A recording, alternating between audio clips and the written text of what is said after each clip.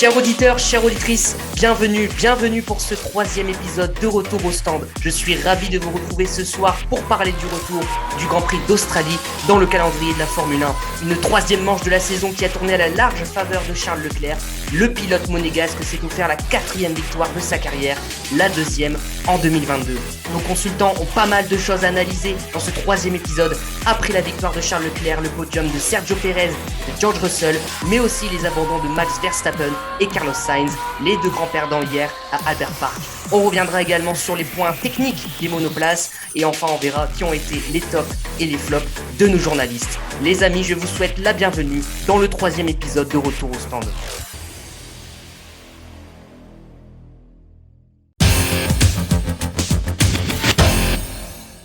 Retour au stand revient après 15 jours de repos. Cela signe également le retour de nos consultants fétiches. Ils sont deux à m'accompagner ce soir. Bonsoir Clément, comment vas-tu ? Parce que apparemment, toi aussi, tu t'es levé à l'aube hier.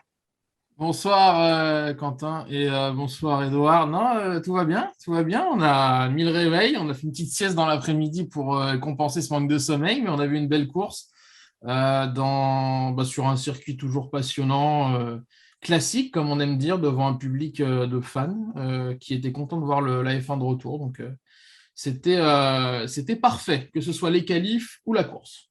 Edouard, est-ce que ton week-end s'est bien passé ? Est-ce que tu es en forme ? C'est très bien passé, je suis en forme pour débriefer ce Grand Prix avec vous. Ok, super. Les amis, Charles Leclerc s'offre une 2e victoire en 3 courses en 2022. C'est d'ailleurs la 240e victoire de la Scuderia Ferrari en Formule 1. Le pilote monégasque a, tout comme son écurie, pris une autre dimension hier pour des raisons et des contextes bien différents. Une victoire acquise plutôt facilement par Charles Leclerc. Il n'a jamais vraiment été inquiété, sauf à un moment donné dans la course, mais on y reviendra. Il a creusé l'écart avec ses adversaires, à peu près 7 secondes, notamment sur Verstappen au milieu de course. Clément, toi, comment tu as trouvé la performance de Charles ?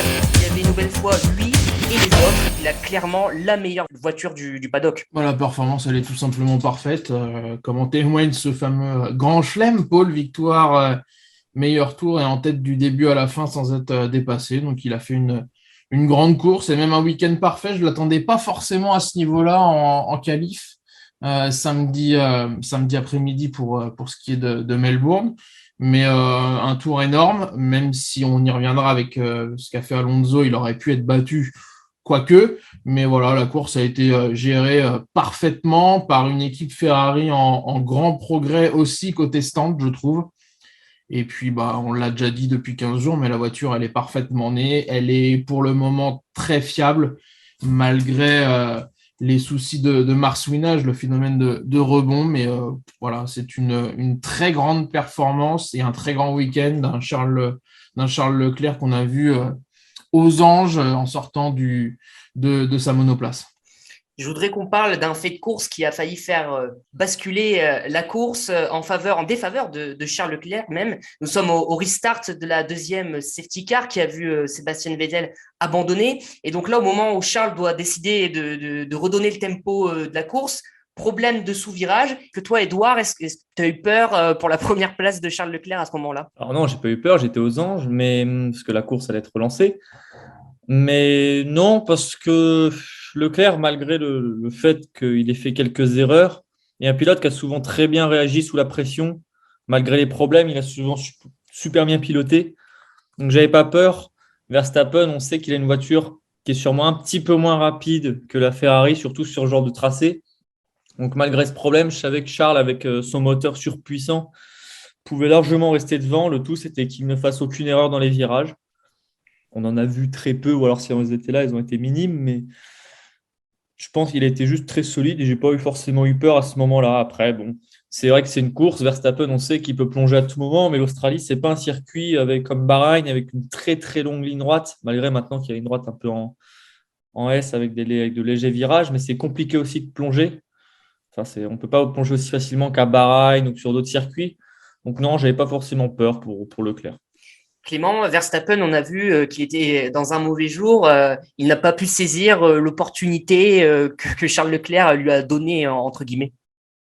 Ouais, mais ça, il l'avait dit je ne sais plus si c'était vendredi ou samedi, mais qu'il était en difficulté, qu'il n'arrivait pas trop à comprendre sa voiture. Ils ont essayé des choses, ça n'a pas marché, ils ont essayé d'autres choses, ça n'a pas forcément été mieux, même côté Pérez, hein, qui a avoué la nette domination de Ferrari. Verstappen a fait ce qu'il fallait, entre guillemets, le samedi, et puis c'est vrai qu'hier en course, voilà, il a été loin tout de suite, très vite, beaucoup trop vite même, on peut le dire, parce que finalement, cette course a manqué un peu de piquant pour la tête, sauf les 25 premiers tours. Mais c'est vrai qu'une fois la relance compliquée de Charles, il n'y a plus eu course, donc c'est dommage. Mais cette Red Bull, on va en reparler, elle est pour le moment problématique sur pas mal de points. Elle est meilleure que Mercedes, mais elle est moins fiable et on a vu un Verstappen très mécontent, mais il a le droit vu les performances de sa voiture. La fiabilité de Red Bull, on y reviendra un peu plus tard. Si on fait maintenant une petite rétrospective du début de saison, Charles Leclerc est ultra dominant. Il est à 71 points en classement pilote, largement leader. Son dauphin, George Russell, est à 34 points de lui, donc il a 37 points à 34 points de différence. Carlos Sainz, son coéquipier, il est à 33 points. Leclerc, il est en train de passer tout doucement dans une autre dimension. On l'a vu très serein, très dominateur. Voilà, il voulait même faire un moment le meilleur tour alors qu'il était déjà en train de le faire le meilleur tour. On le voit vraiment très confiant et très sûr de lui, Edouard, Charles Leclerc. Ouais, mais par exemple, Carlos Sainz, c'est la même voiture que lui, même si c'est un Grand Prix un peu spécial pour comparer les deux. Mais Charles a cette expérience de la victoire et de gérer un Grand Prix que Carlos Sainz n'a pas. Carlos n'a pas encore gagné de course. Charles, avant cette saison-là, en avait déjà gagné 2. Donc, ça explique un peu la différence par exemple, qu'il y a entre les deux. Mais Charles dégage énormément de sérénité et pour le coup, il paraît vraiment être au-dessus de tous que ce soit au-dessus de son coéquipier qu'au-dessus de tous les pilotes de la grille. Il dégage, c'est lui le plus heureux dans le paddock. Dès qu'il sort de la voiture, il a le sourire. Il est content de la monoplace, content de son équipe. Il n'y a pas un souci. Les arrêts se passent bien, tout se passe bien, tout roule. Donc forcément, quand toutes les planètes sont alignées, ça peut que forcément bien se passer. La voiture est la meilleure du plateau, le pilote est le meilleur du plateau, l'équipe est la meilleure du plateau. C'est logique qu'il soit loin devant. On n'est qu'au troisième Grand Prix de la saison. Vous savez que j'aime bien ce genre de débat. On constate nettement une hiérarchie qui se crée tout doucement entre Charles Leclerc et Carlos Sainz. L'abandon de l'Espagnol hier ne l'a pas aidé à montrer qu'il était capable de se mettre à la hauteur de son coéquipier pour le moment.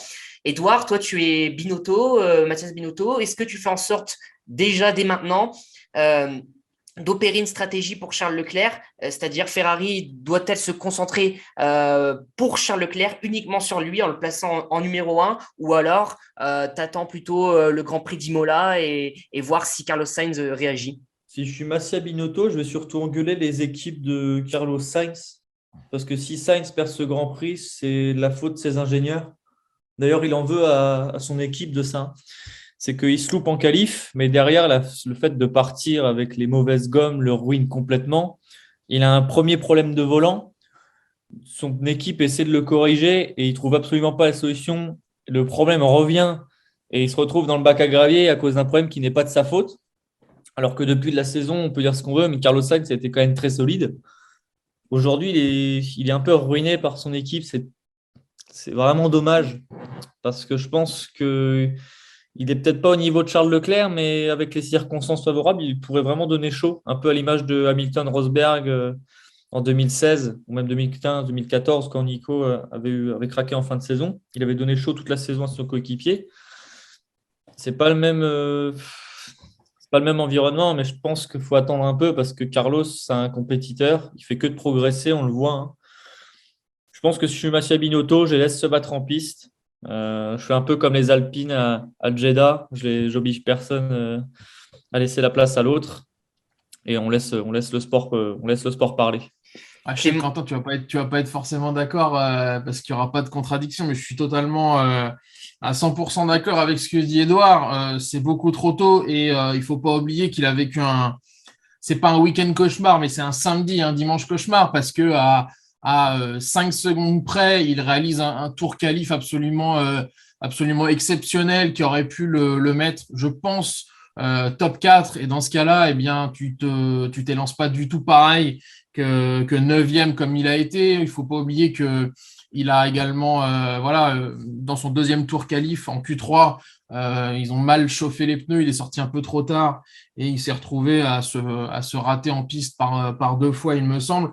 Donc tout a été dans le mauvais sens, le choix des gommes dures, et puis cette sortie de piste au bout de 2 tours, il attaque pas où il faut, il se retrouve en perdant en plus pas mal de positions dès le départ, il doit en perdre 4 ou 5. Donc c'est beaucoup trop tôt, il a manqué de chance clairement sur ce week-end, alors qu'il avait prouvé à Bahreïn et en Arabie Saoudite qu'il était très performant. Il y a l'Italie qui arrive avec Imola, il y a les États-Unis, il y a l'Espagne. Je pense que l'Espagne, c'est assez fou, mais on sera fin mai, ça sera seulement le 6e Grand Prix. Donc c'est à ce moment-là pour moi qu'il faudra décider s'il y a vraiment un numéro 1 et un numéro 2 ou 2 numéro 1 bis. Mais pour le moment, c'est trop tôt et Sainz a prouvé qu'il pouvait être rapide et donner quand même chaud à Leclerc. On le rappelle, donc 4e victoire pour Charles Leclerc en Formule 1. Le leader du championnat du monde a assuré l'essentiel hier à Melbourne. On va maintenant parler des 2 pilotes qui l'ont accompagné sur le podium, Sergio Pérez et George Russell. Deuxième partie de cet épisode consacré aux pilotes présents sur le podium. Parlons d'abord de Sergio Pérez. Personnellement, Checo, il m'a une nouvelle fois impressionné sur ce Grand Prix. Il arrive à être très constant. Il s'est montré offensif, notamment sur ses dépassements, sur Hamilton juste avant la safety car, sur Alonso, sur Russell pour la 2e place. Et il a en quelque sorte après profité, entre guillemets, de l'abandon de Max pour être 2e. Edouard, toi, est-ce que tu trouves que c'est une 2e place méritée ou un peu opportuniste? 2e place complètement méritée parce que Sergio Pérez, c'est le premier vrai pilote numéro 2 à Red Bull depuis très longtemps. La dernière fois qu'on a eu un duo de pilotes aussi solide chez Red Bull, c'était Verstappen-Ricciardo. Donc, c'est très bien de voir une seconde voiture chez Red Bull qui performe. Ils n'avaient plus vu ça depuis très longtemps. Donc, depuis la saison dernière, ça marche bien. Il y a eu quelques trous, mais Checo, il montre depuis le début de la saison quand même qu'il va être régulier, qu'il va peut-être pas tout le temps aller titiller les Ferrari, mais qui va prendre des points très importants pour le classement constructeur.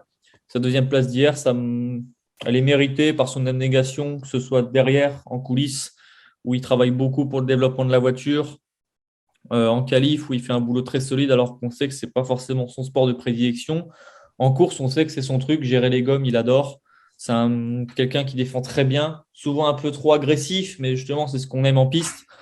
Donc, c'est complètement mérité pour Pérez. Avec un peu plus de réussite, cette année, il peut en gagner 1 ou 2, je pense, des courses même. Il a quand même pris une autre envergure avec Red Bull en 2021. On rappelle qu'il a gagné en Azerbaïdjan. Il a été un lieutenant parfait pour amener Max Verstappen au titre. On se souvient de cette défense face à Lewis Hamilton à Abu Dhabi. Clément, il est quand même dans la continuité. Il est plutôt à la hauteur des événements et de ce qu'on attend de lui chez Red Bull. Ouais, totalement. Pour moi, c'est le 4e homme ou le 3e homme bis de ce plateau derrière Charles Leclerc et Max Verstappen. Après, il peut y avoir un débat avec Carlos Sainz. Mais il faut savoir profiter des ratés des autres. Il le fait tout en produisant une belle course. Une course solide pour lui. Il a vraiment peu ou pas été inquiété. Et tout de suite, on l'a vu quand il a su qu'il ne pouvait pas se battre pour la victoire, il a fait ce qu'il devait faire pour monter sur le podium. Certes, à nette distance de la Ferrari de Leclerc, mais course très solide. Il y a un petit souci côté gestion des pneus. Edouard le disait, il sait normalement le faire, mais là, le problème vient de la voiture, vient de la Red Bull. Qui n'est pas bien né, mais qui a des petits soucis et qui n'arrive pas pour l'instant à gérer comme il faut les pneus. Il y a du graining, voire du blistering assez rapidement. Et ça, c'est un problème pour lui, mais qu'il arrive à gérer. Et ça, c'est un vrai point positif pour le Mexicain. Passons maintenant à George Russell, 2e podium pour le jeune pilote britannique après celui de Spa en août 2021. George Russell, Donc, premier vrai podium. Premier vrai podium, oui, on peut le dire comme ça. George Russell, il y a eu ce timing parfait à la deuxième safety car où il ressort tranquillement troisième.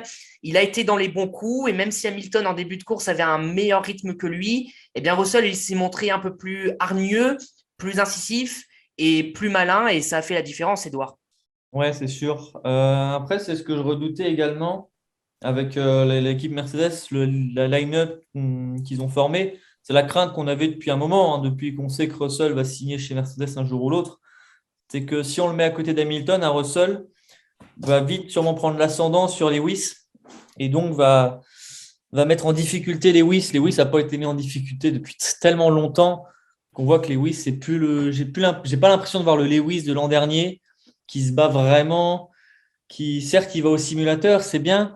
C'est un truc qu'il ne faisait pas il y a quelques années, mais sur la piste, on le sent moins déterminé à être devant tout le monde. On sent que la voiture est quand même pas exceptionnelle. On est derrière les deux premières forces du plateau.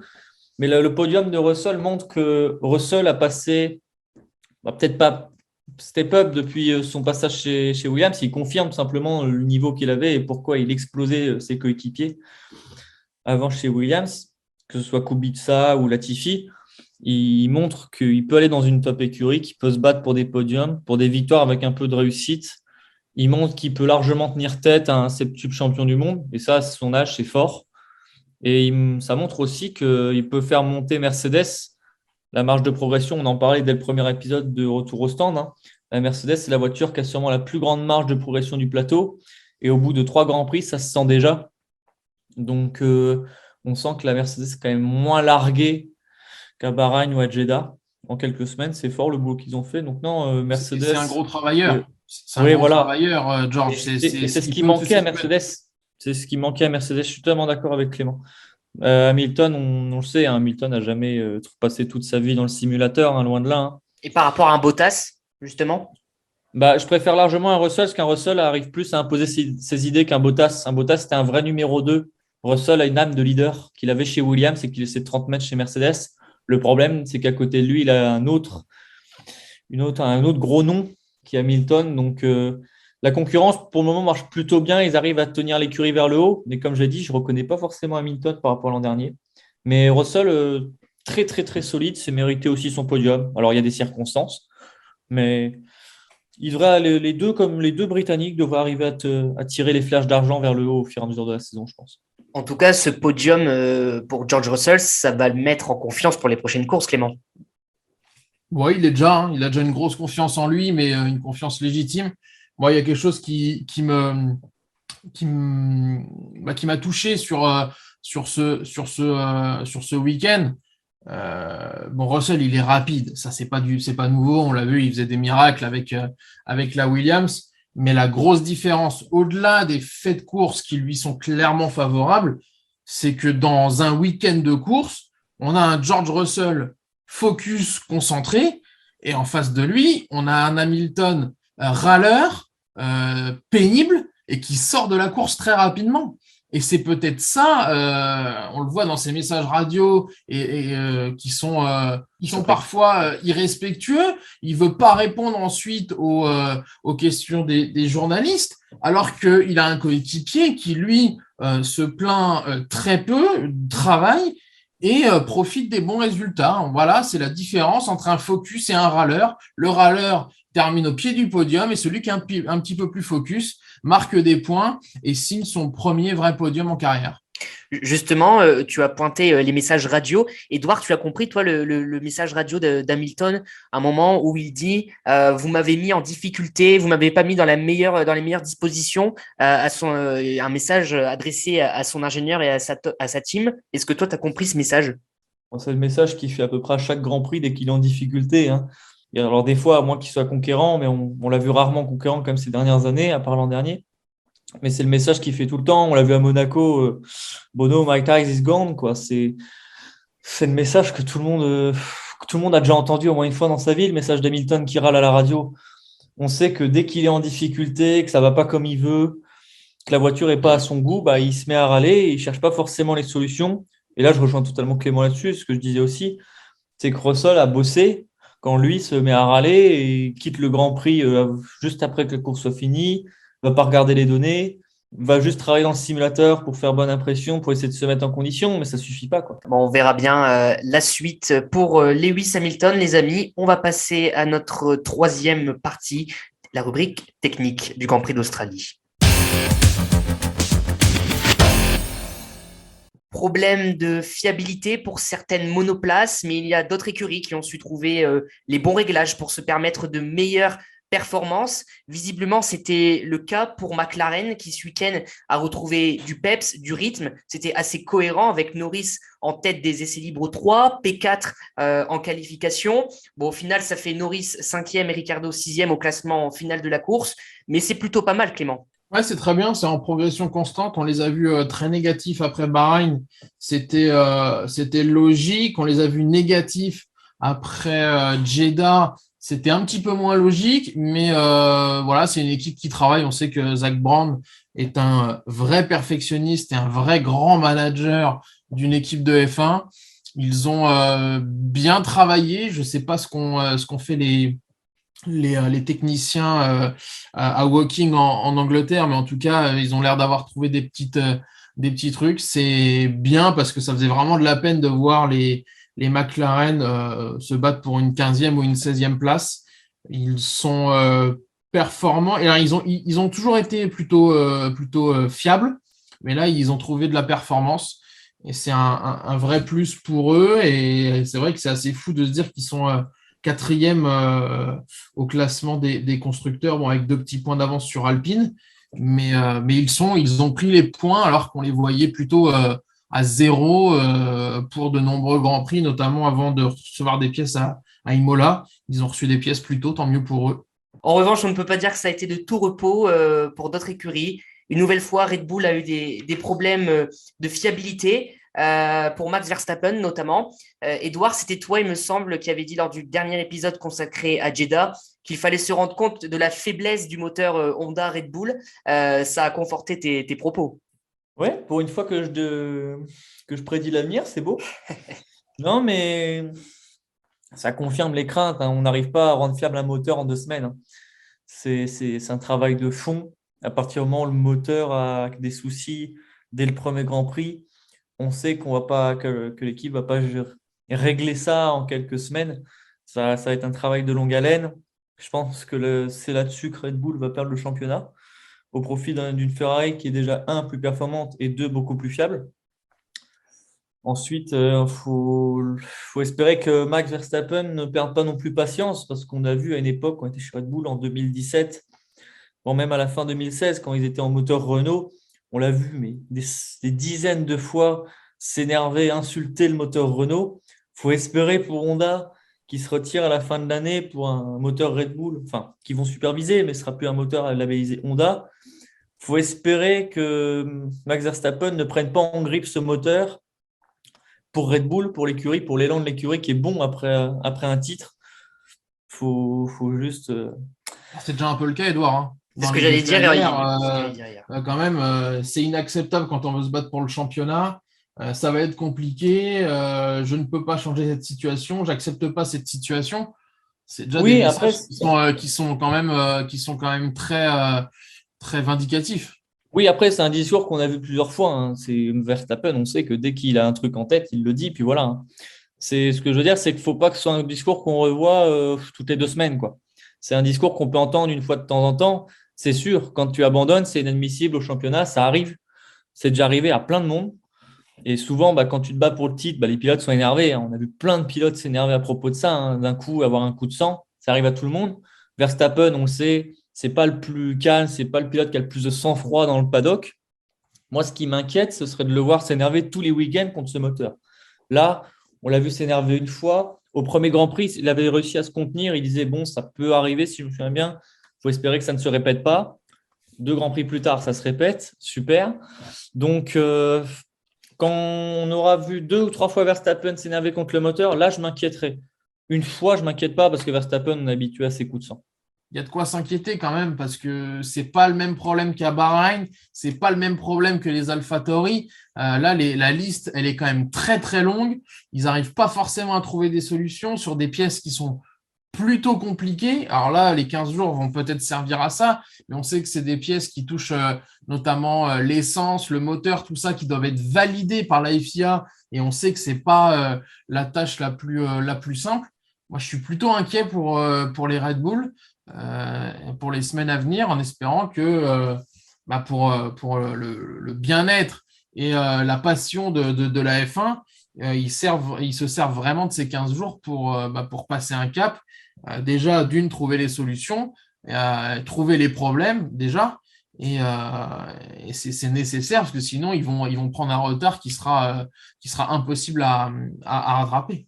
Je voudrais revenir, les gars, sur un dernier point au niveau des stratégies des pneumatiques, et ça concerne Fernando Alonso. L'Espagnol partait 10e sur la grille. Il a chaussé des pneus hard dès le départ. Bon, il s'en est mieux sorti que Carlos Sainz qui partait juste à côté de lui. Mais après, ça a été l'hécatombe, notamment lorsqu'il a mis les médiums lors de la virtual safety car au 40e tour. Il s'est fait absorber par ses adversaires dans la partie finale. Clément, est-ce qu'il aurait dû s'arrêter bien avant? Oui, clairement. Clairement, parce que ça n'a pas fonctionné.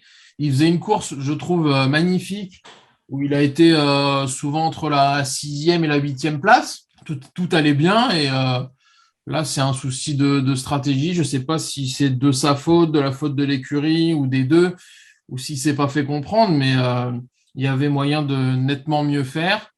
C'est ce qu'a fait notamment Ocon. Mais la voiture va bien. Maintenant, il faut régler ces soucis de pneus qui posent vraiment problème à beaucoup, beaucoup d'équipes avec des dégradations rapides et des trop gros gaps de performance. Édouard, les Alpines sont plus dans le coup, mais qu'est-ce qui leur manque pour être à un niveau un peu plus supérieur, tout simplement? Bon, comme dit Clément, ce sera de trouver le petit plus pour que les pneus marchent. Je pense qu'au niveau du milieu de plateau, toutes les écuries se valent. Il n'y a pas beaucoup de différence. Mais la première équipe qui arrivera à régler ce problème de pneus va bizarrement gagner quelques dixièmes au tour. Et ça va faire une différence monstre. Alpine, quand on voit le duo de pilote Alonso Ocon, c'est peut-être la line-up la plus solide du plateau en termes de qualité dans le milieu de plateau.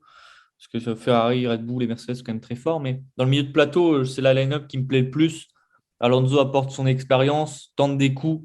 Parce qu'en Australie, il ne faut quand même pas oublier que s'il n'y a pas la safety car, je pense qu'il va au bout et qu'il chope de très très gros points. Donc, Ocon, encore une fois, très solide. P7, il ramène encore 6 points. Ouais. Franchement, Alpine va se positionner très rapidement pour être quatrième au championnat. Je préfère largement Alpine qui va être plus constant que McLaren. Donc, je pense que c'est d'ailleurs l'objectif établi par Laurent Rossi. Déjà, quand ils ont rejoint la F1, l'objectif annoncé était de se battre pour des victoires au bout de 5-6 ans. Ils en ont gagné une avec un pot monstrueux, mais qui nous a fait vibrer comme jamais avec Ocon en Hongrie. Ils ont fait des podiums avec Ricciardo, Alonso, Ocon en Hongrie, par exemple. Donc, pour l'instant, le projet est quand même plutôt bon. La lignée est plutôt respectée. Le travail de fond a été bien fait. Tout le turnover qui a été fait au niveau de la direction cet hiver a quand même pas trop chamboulé l'équipe. C'est ce que j'avais peur, que L-Plan se transforme en L-Désastre. Mais non, ça va. Franchement, Alpine, ça va être la très bonne surprise cette saison. Et je pense qu'Alonso et Ocon peuvent nous préparer 2-3 petites surprises. Jusque-là, on va bien s'amuser, je pense, avec l'écurie française. Il faudra regarder la traduction de désastre en espagnol, mais je ne sais pas si c'est El Désastre. El Desastro. En ce qui concerne le tracé en lui-même d'Albert Park, il y avait eu beaucoup d'améliorations, de travaux avant que la F1 revienne, notamment beaucoup de virages élargis, le numéro 1, le numéro 3, les virages 9 et 10 notamment. Est-ce que toi, Clément, tu as vu des points positifs dans ces changements? Alors déjà, c'est bien El Désastré pour la traduction. Donc, merci bravo à toi, Edouard, qui a été solide dans la langue de Fernando Alonso. Espagnol, c'est normal. Hein. Non, le circuit, bien sûr qu'il y a eu des différences parce que je crois que c'était 4 secondes ou 5 secondes au tour. Est-ce que ça a été positif? C'est pas facile à dire. En tout cas, on était tous contents de revoir l'Albert Park, qui est un circuit mythique. C'était plaisant de revoir notamment tous ces gens, tous ces fans de F1 sur la piste là, pour le podium. Pour ce qui est du tracé, j'aimais bien l'ancien, j'ai bien aimé celui-là. On a vu notamment sur le virage qui était un peu piégeux dans le dernier secteur. Pas mal sont sortis. C'est là où Alonso, notamment dans les qualifs, s'est craché. Il n'était pas facile à prendre, celui-là, j'avoue. Mais positif ou pas, j'ai pas trop d'avis. Je dirais plutôt positif. Moi, je suis surtout très content de la modification dans le virage 5. Je trouvais que le virage 5 ouvrait beaucoup trop sur l'extérieur, ça laissait beaucoup trop de place aux pilotes. Là, ça les oblige à resserrer, à pas forcément devoir aller monter sur le vibreur très haut. Ils avaient beaucoup moins de marge de manœuvre. Ça les obligeait, parce que le secteur 1, c'était le défaut que j'ai trouvé. Ce virage 5, on se souvient, qui était le droite avant la fin de ce secteur, justement, où on pouvait monter très haut sur le vibreur, vraiment quasi mettre le pneu, la moitié du pneu dans l'herbe. Là, les pilotes étaient obligés vraiment de refermer leur trajectoire. Le secteur 1 était vraiment un vrai secteur technique pour le coup. Et j'ai bien aimé, avec les modifs du virage 1 et 3. Pour le secteur 1, c'est pour moi la très bonne surprise. Je ne m'attendais pas à ce que ça rende aussi bien. Donc, moi aussi, je suis pareil que Clément, agréablement surpris. Les amis, il est temps de passer à vos tops et flops. Je rappelle que vous pouvez retrouver les tops et les flops du Grand Prix d'Australie de nos consultants sur notre chaîne Twitter. Bon, on va commencer par les flops. Et Clément, Lance Stroll.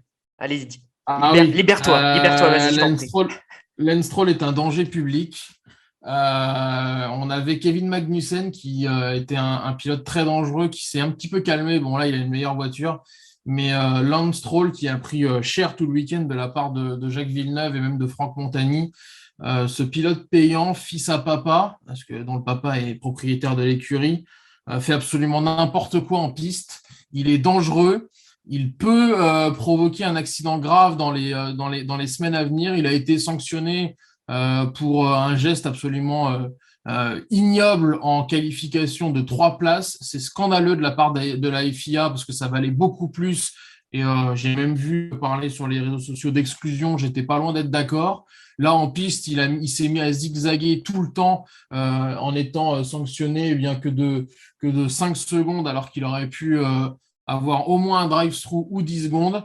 Il n'a pas franchement voulu respecter d'abord la pénalité.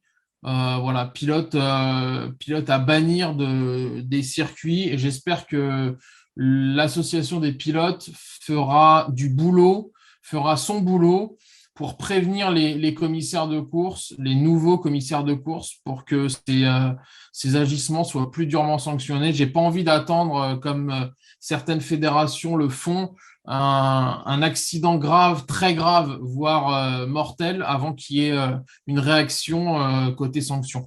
C'est vrai que c'était très lunaire ce qui s'est passé, notamment avec Latifi. On verra bien si Lance Stroll aura des sanctions plus importantes. Toi, Edouard, du coup, c'est la fiabilité de Red Bull dans tes flops. Je vais revenir un petit coup au cas Stroll, parce que je t'en prie. En fan d'Aston Martin, je ne peux pas passer au travers. Stroll, le problème, c'est un pilote qui a toujours eu des passes comme ça à vide pendant très longtemps, mais qui d'un coup, sur un Grand Prix, peut avoir vraiment des éclairs. On ne fait pas une pole sous une pluie démentielle pour rien. C'est qu'on est quand même un peu rapide, c'est qu'on a un peu de qualité. Mais le problème de Stroll, j'ai l'impression qu'il n'arrive pas vraiment des fois à s'impliquer dans un week-end. Il passe complètement au travers, il est largué.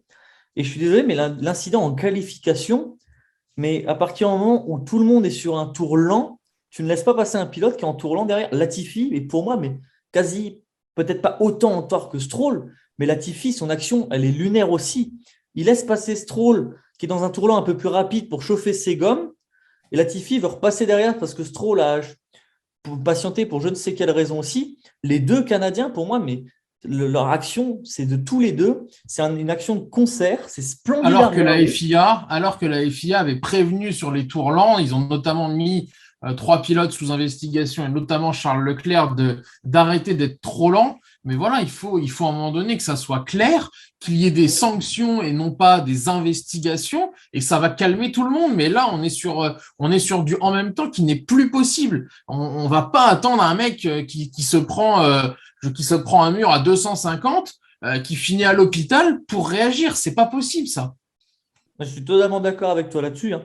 Mais je trouve ça quand même, c'est vraiment un raccourci de dire que tout est de la faute de Stroll dans cet incident. Je trouve que Latifi, son attitude, elle est pareille, elle est guignolesque, c'est du Coluche et du De Funès en personne dans les voitures, c'est splendide. leur réaction à la radio, et à tous les deux, est lunaire. Déjà, l'incident samedi, je trouve ça vraiment dommage de tout remettre sur Stroll, alors que Latifi est pour moi autant en tort, hein. Franchement, Latifi n'a pas à laisser passer de un dans ce secteur-là, et de deux à revenir dépasser, alors que Stroll vient de le dépasser, qui sont tous les deux en tour lent, premier secteur, donc ils ont le temps de chauffer leur gomme après. Je trouve ça lunaire. C'est à la FIA de clarifier la règle, comme l'a dit Clément, de dire vous n'avez pas le droit d'être en dessous d'un tel delta d'un temps au tour, et basta. Voilà. Il y a plusieurs problèmes qui viennent s'ajouter au Castrol. On va essayer d'amener un peu de positif. Toi, Edouard, tu as mis Alex Albon. Alex Albon, qui, je le rappelle, a marqué ses premiers points, enfin son premier point avec Williams. Tu as kiffé sa course? Très solide.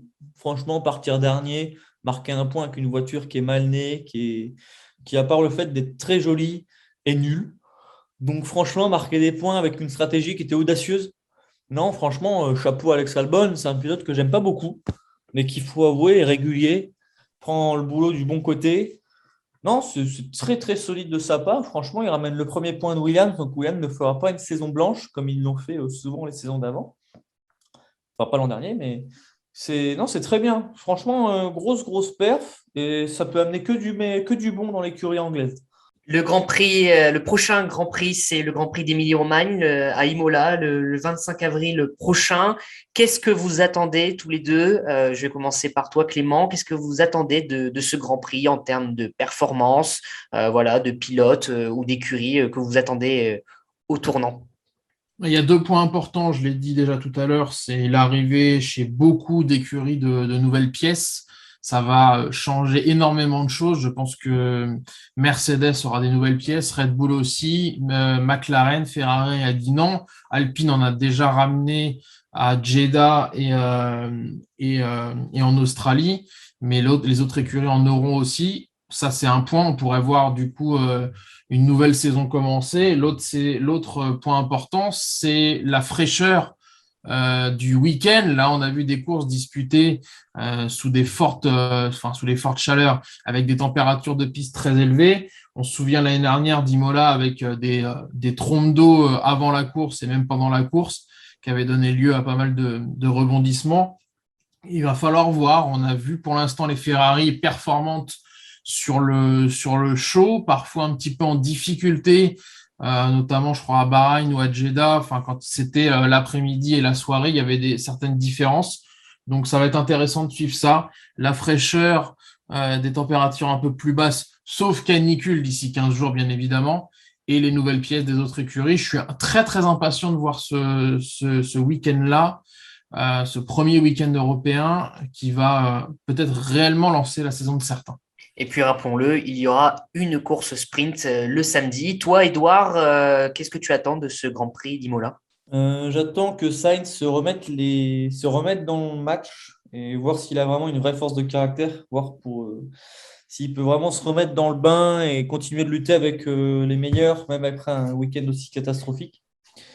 J'attends de voir les attitudes des pilotes qu'on fait un peu le capharnaüm dans le paddock ce week-end. Stroll, Latifi, Vettel, même si lui, il n'en peut rien, il essaie de pousser la voiture, mais voir un peu l'attitude de ces pilotes-là, voir s'ils vont vraiment faire un peu profil bas, faire leur rouler, essayer d'avoir du rythme. J'ai bien envie de voir ça. Et comme a dit Clément, on a beaucoup d'incertitudes avec les nouvelles pièces. Eh bien, rendez-vous dans 15 jours. Les amis, c'est la fin de ce 3e épisode de Retour au stand. Merci à vous de m'accompagner. Merci Edouard, merci Clément pour tout ce travail d'analyse. Et on se retrouve le lundi 25 avril pour le débrief du Grand Prix d'Émilie-Romagne. Imola is back. Ciao.